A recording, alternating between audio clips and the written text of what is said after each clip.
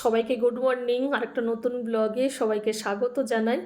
আজ গেট থেকে ভিডিওটা শুরু করলাম। এত সুন্দর দেখাচ্ছে। আমার এই গেটের ওপরেই কাগজ ফুলের গাছ তুলেছি, দুপাশে দুটো কালার, একটা পিঙ্ক কালার আর একটা সাদা কালার। আর এই সময়টা এত ফুল ফোটে, ভারী সুন্দর দেখাচ্ছে। কিন্তু আজকের রান্নাটা বসিয়ে দিয়েছি, এঁচোড়ের তরকারি বানাচ্ছি। আলুটাকে ভেজে তুলে তারপরে সমস্ত মশলা কষিয়ে আলুটাকে দিয়ে দিয়েছি। আর এখানে এঁচোড়টাকে সেদ্ধ করে লবণ আর হলুদ দিয়ে ভেজে নিয়েছি। বেশ বড় বড় করে আলু দিয়েছি, আর নতুন আলু খেতে ভালো লাগবে। এঁচোড়ের তরকারিটা তুলে দিয়েছি। আর মাশরুম রান্না করবো। মাশরুমটাকে ধুয়ে নিয়েছিলাম, তারপরে হলুদ গুঁড়ো, লঙ্কা গুঁড়ো, জিরে গুঁড়ো, একটু লবণ, একটু মিষ্টি, সর্ষে তেল মেখে রেখেছি। প্রায় 45 মিনিট হয়ে গেছে। মশলাটা বেটে নিয়েছি। ওই যে কাজু বাদাম, আদা, টমেটো, কাঁচা লঙ্কা,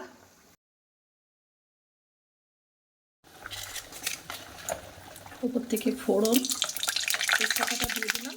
এই যে মশলাটা বেটে রেখেছিলাম এটাও দিয়ে দিলাম।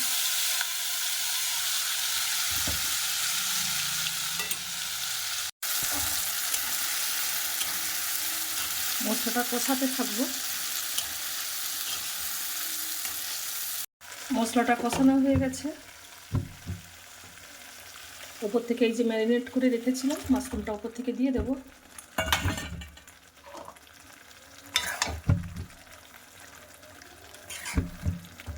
মাশরুম আর মশলাটাকে নাড়াচাড়া করে ঢাকা দিয়ে দিয়েছিলাম। মাঝে মাঝে ঢাকা খুলে এইভাবে নাড়া দিতে হবে। আর একদম লো ফ্লেমে রান্না করতে হবে, যেহেতু কাজু বাদাম আছে কড়াইতে লেগে যেতে পারে। মাঝে মাঝে এসে এইভাবে নাড়া দিতে হবে, আবার ঢাকা দেবো, আবার নাড়া দেবো। এইভাবেই রান্নাটা হবে, একদম লো ফ্লেমে।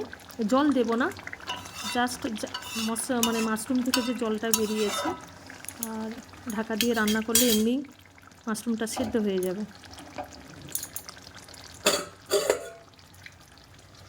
আবার ঢাকা দিয়ে দেবো।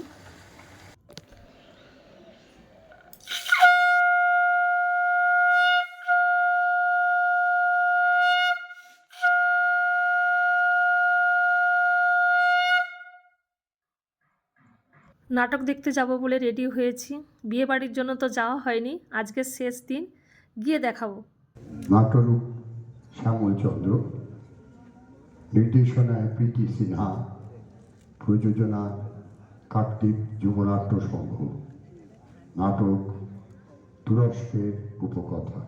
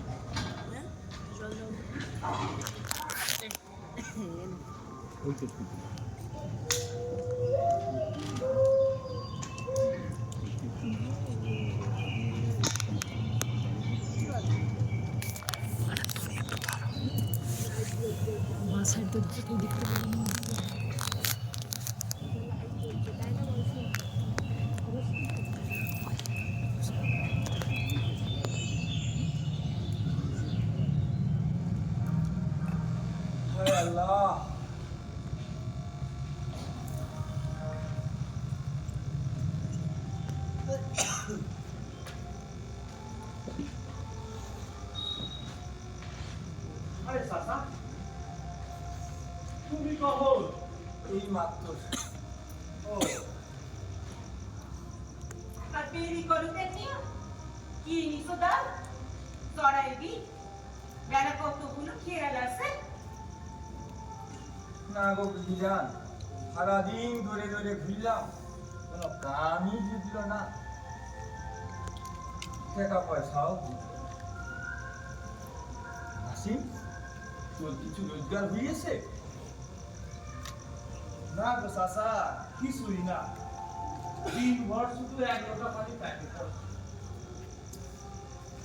बहुत भूख लेगे सोचा था। हैगा आमिना बीबी আরে কিছু দানা পানি আছে?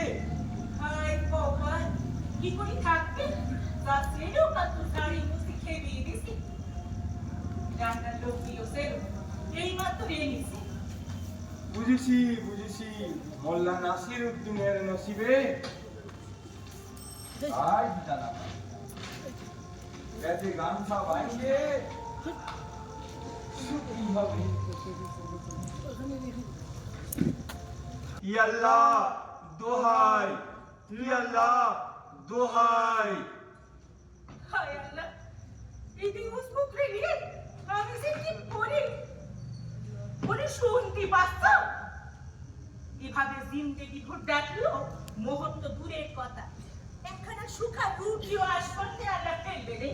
তুমি চুপ করো তো বিবি, যা শীতকার করি দেখেছি মনে হচ্ছে আল্লাহ ঠিক শুনতে পেয়েছে।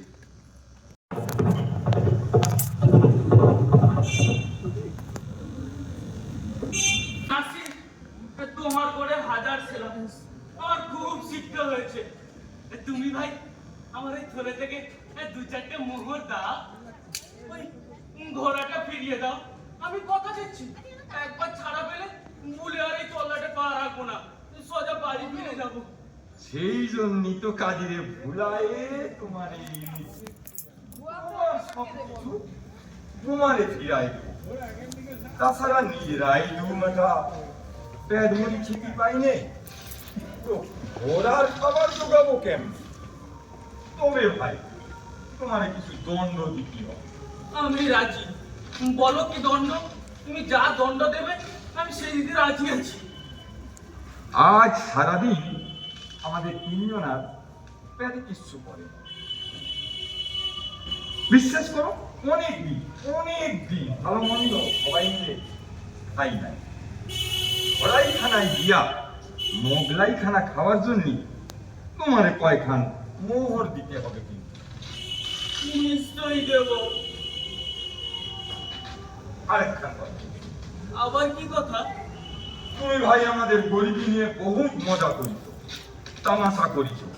তার জন্য কি? তার জন্য তোমারে 100 বার কান ধরে উঠবুস করতে হবে। এই রাজি? 100 বার রাজি।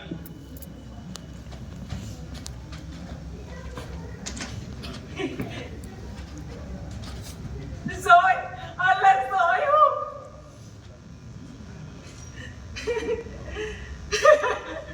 তুমি তাই বেশি আছো এখনো?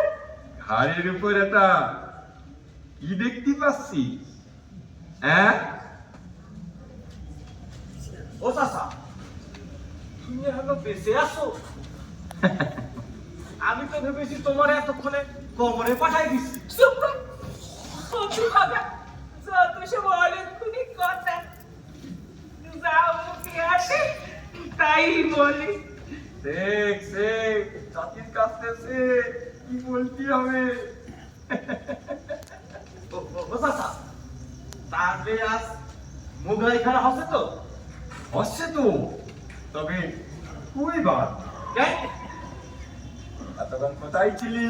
তুমি ওনা বই পালিয়ে গেছিল। তাহলে তুই বাদ। ও চাচা,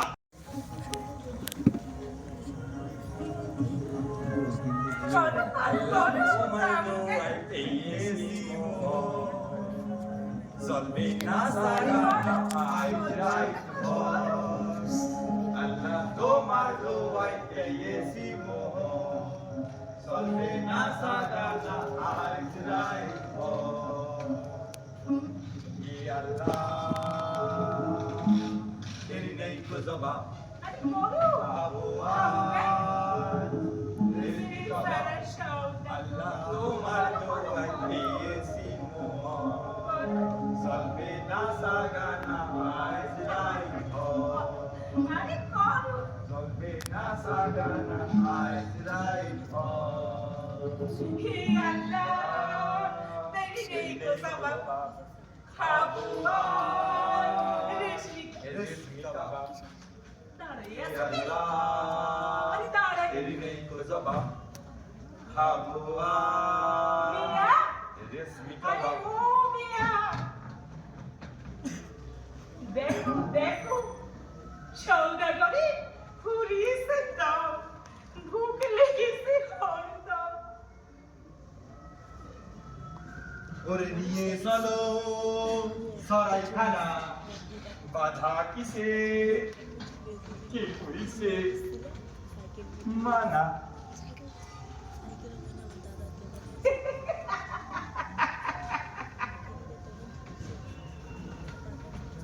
কালী বাবু মশাই, তালি এখন এখন আমরা খেতে যাই। আপনাদের সকলকে সালাম জানাই।